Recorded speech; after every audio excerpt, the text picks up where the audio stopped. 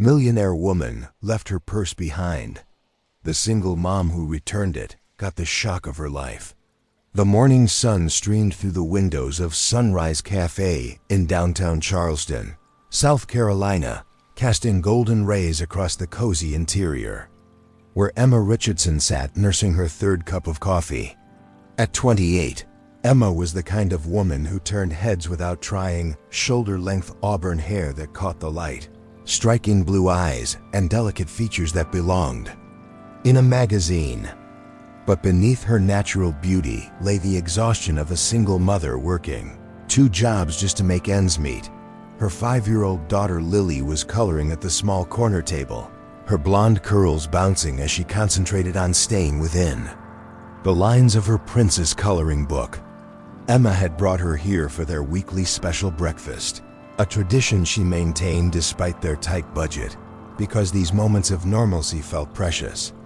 "Mommy, look, I made the princess have blue hair like you," Lily announced proudly, holding up her artwork. Emma smiled, the first genuine smile she'd worn all week. "She's beautiful, sweetheart, just like her artist." As they prepared to leave, Emma gathered their things while Lily skipped toward the door. That's when Emma noticed it, a designer handbag left behind on the velvet bench near the window. The purse was exquisite, buttery leather in a rich caramel color, with gold hardware that gleamed under the cafe lights.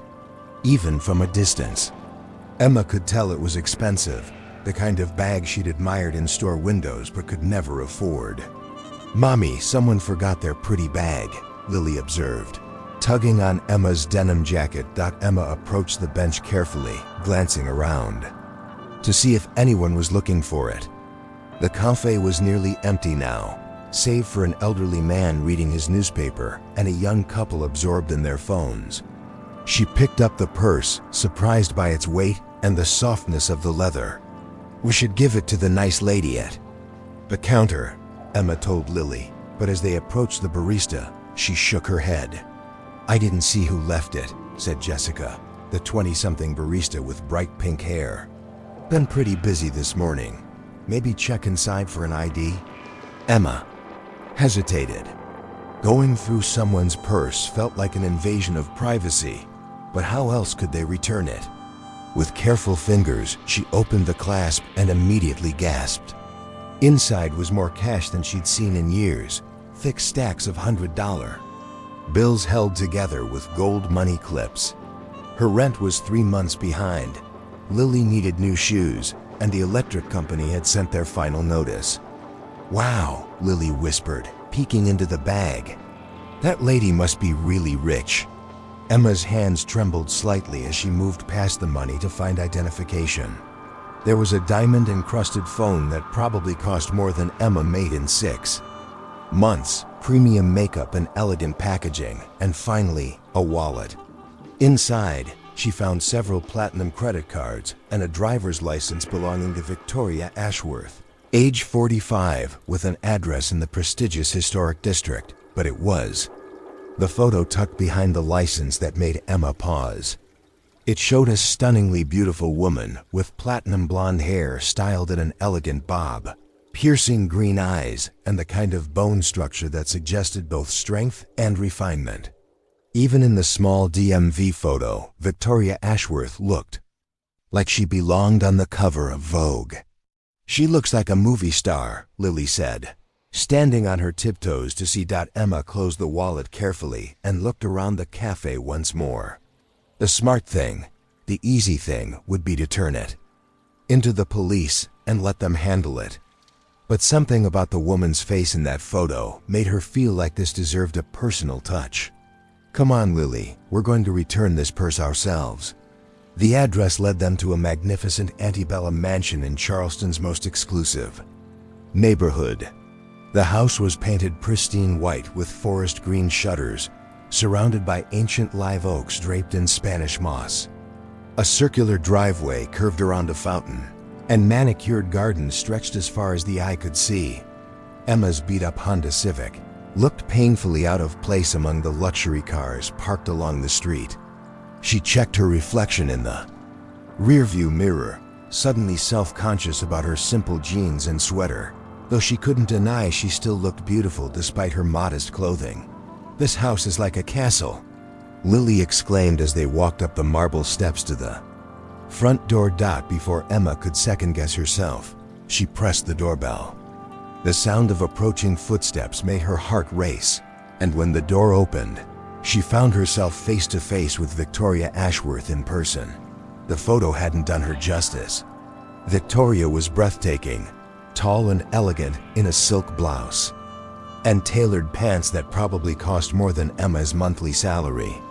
Her platinum hair was perfectly styled, her makeup flawless, and she carried herself with the confidence of someone who had never wanted for anything. But there was something in her green eyes, a sadness that seemed at odds with her polished exterior. "Yes?" Victoria's voice was cultured, with just a hint of a southern accent. "Ms. Ashworth, I'm Emma Richardson. I believe this belongs to you." Emma held out the purse, her hand steady despite her nervousness. Victoria's eyes widened in genuine surprise. "My purse? I've been looking everywhere for it." "Where did you find it?" "At Sunrise Cafe downtown." "You must have left it there this morning." "Oh my goodness, yes. I was so distracted. Victoria trailed off, accepting the bag and quickly checking inside. Her expression shifted to something Emma couldn't quite read. "The money's all here. Everything's here." "Of course it is," Emma said simply. Victoria stared at her for a long moment, as if seeing her for the first time. "You could have taken the money. There's over $10,000 in cash in here." Emma felt Lily squeeze her hand. "That wouldn't have been right. It's yours. And this little angel must be your daughter," Victoria said, crouching down to Lily's level. Up close, Emma could see tiny lines around Victoria's eyes and a vulnerability that her makeup couldn't quite hide. "I'm Lily. I helped find your purse. Mommy says doing the right thing is always important, even when it's hard." Victoria's breath caught slightly. "Your mommy is absolutely right." She stood up, studying Emma's face with an intensity that made her feel exposed. "Most people wouldn't have gone to this trouble. Why did you?" Emma shrugged, tucking a strand of hair behind her ear. "I don't know. I guess I'd want someone to do the same for me." "May I ask what you do for work, Emma?" "I'm a waitress at Romano's Italian restaurant, and I clean offices 3 nights a week," Emma answered honestly, though she felt heat rise in her cheeks. Next to Victoria's obvious wealth, her life felt so small. Victoria nodded thoughtfully. "Would you and Lily like to come in for some tea? I feel like I owe you much more than a simple thank you." Emma started to decline. They clearly didn't belong in a place like this, but Lily was already nodding enthusiastically. "Please, Mommy, the lady is really nice." 20 minutes later, they sat in Victoria's elegant living room, drinking tea from China, so delicate Emma was afraid to breathe on it. Lily was enchanted by the crystal chandelier and kept asking questions about the oil paintings on the walls. "You have a beautiful home," Emma said, trying not to stare at the obvious luxuries surrounding them. "Thank you. Though I have to admit, it feels quite empty most of the time." Victoria's smile didn't reach her eyes. "I lost my husband 2 years ago, and we never had children. This house was built for a family, but now it's just me rattling around in it." Emma felt a pang of sympathy. For all of Victoria's wealth and beauty, she recognized the loneliness that money couldn't cure. "I'm sorry for your loss," Emma said softly. "Thank you. But enough about me. Tell me about you. Single mother, working 2 jobs. That can't be easy." Emma felt defensive for a moment, but Victoria's tone held no judgment, only genuine interest. "Lily's father left when she was 6 months old. It's been challenging, but we're doing okay. We have each other."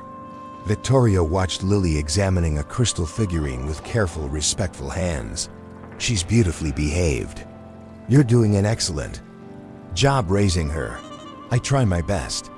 As they prepared to leave, Victoria walked them to the door.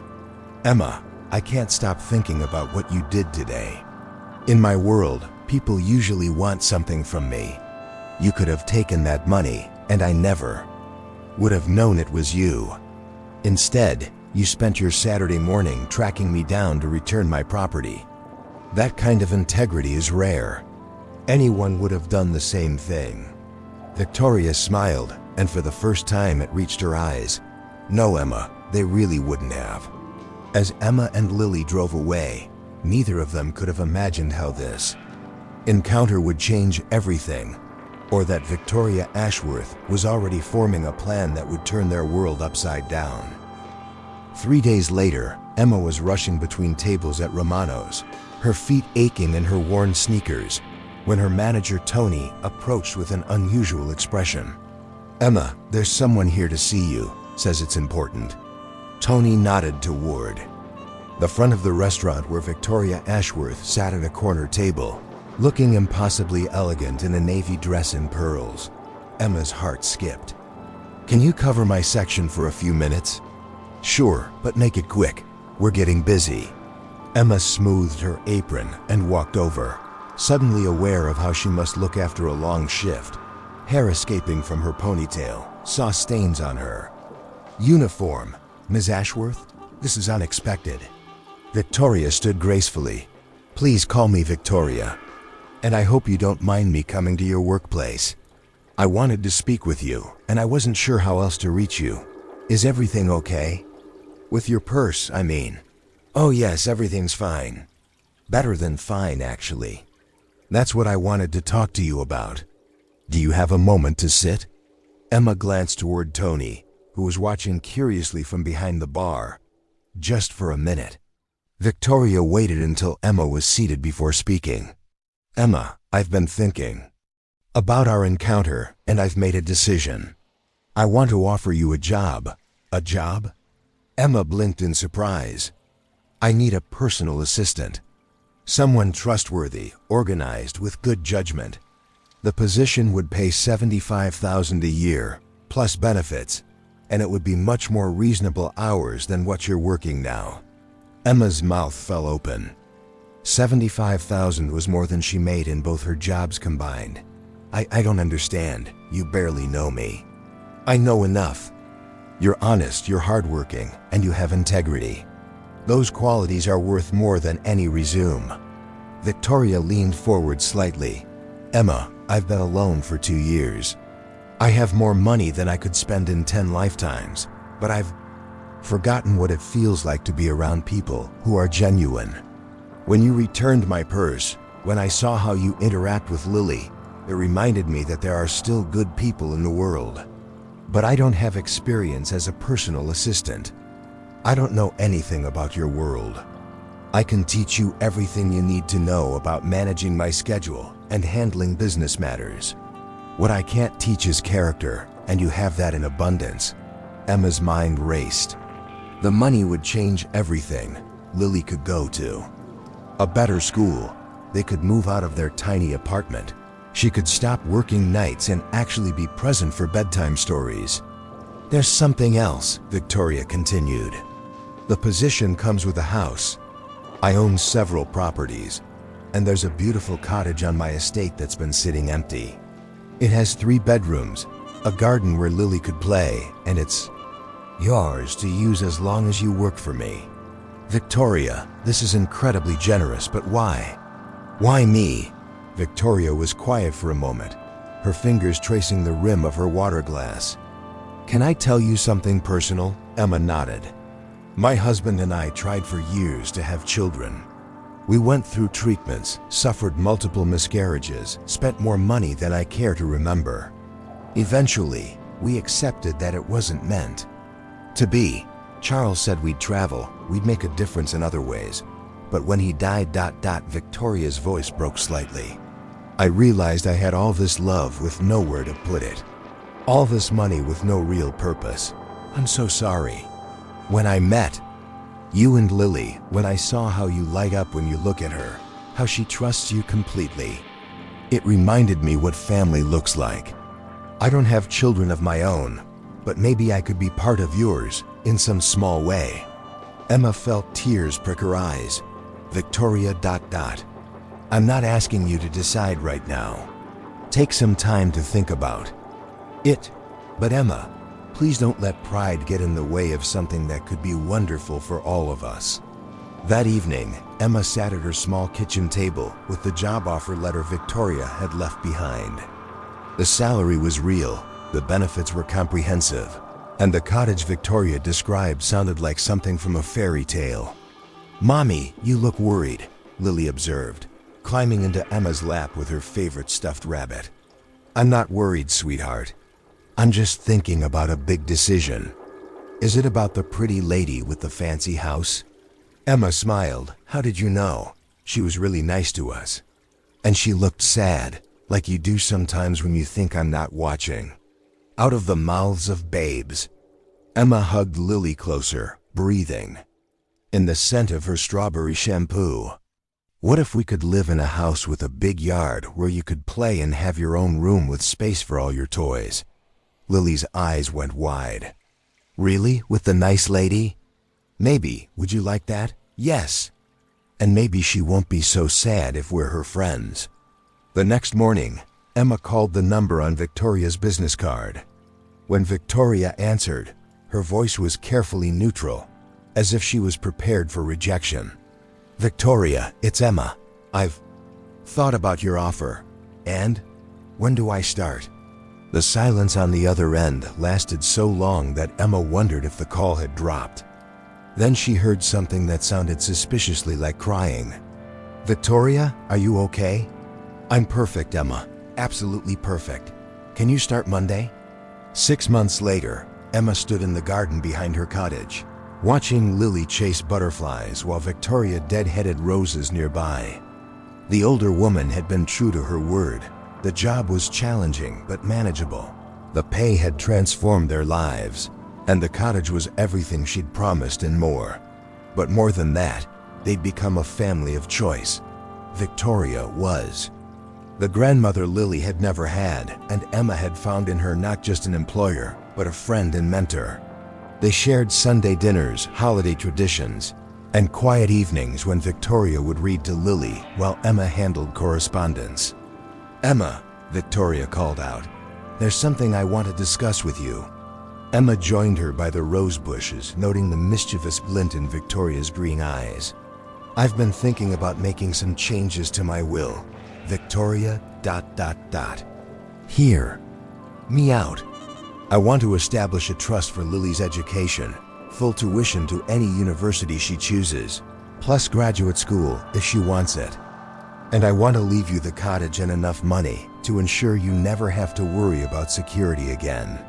Emma felt overwhelmed. "That's too much." "No, it's exactly right. You gave me back my faith in humanity, Emma.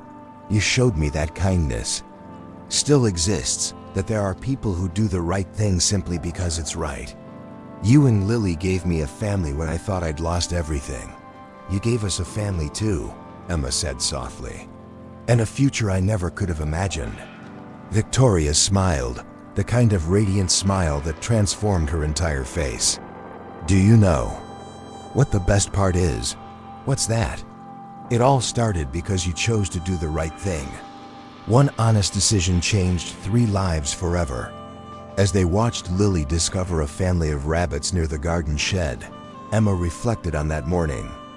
At the cafe, she'd had no way of knowing that returning a lost purse would lead to this: a new career, a beautiful home, and most importantly, a family that chose to love each other. In a world that often rewarded selfishness, their story stood as proof that sometimes, just sometimes, integrity really was its own reward, and that the best gifts in life often came when you least expected them. The end. Thank you for watching this story unfold with us here on M&A The Story Unfolds. If you enjoyed it, don't forget to subscribe to the channel and turn on the notification bell so you never miss a new tale. We'd love to know where you're watching. Leave a comment below and tell us what part of the world you're joining us from. Your support means everything. See you in the next story.